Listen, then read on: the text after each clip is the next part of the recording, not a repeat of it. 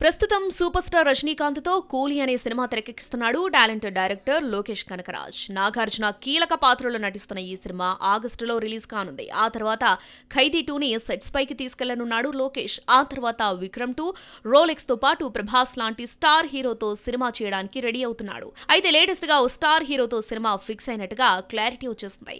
Bollywood star hero Aamir Khan కూలీ చిత్రంలో key role play చేస్తున్నాడు. ఈ నేపథ్యంలో ఆయనతో లోకేష్ ఒక సినిమా చేస్తున్నట్టుగా ప్రచారంలో ఉంది. తాజాగా ఇదే విషయాన్ని అమీర్ ను అడగ్గా నిజమేనని చెప్పుకొచ్చాడు.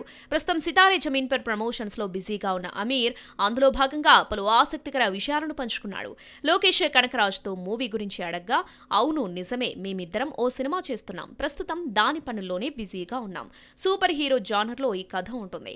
భారీ స్థాయిలో యాక్షన్ మూవీగా రాబోతుంది. వచ్చే ఏడాది జూన్ తర్వాత దీనిని పట్టాలెక్కించాలి అనుకుంటున్నాం.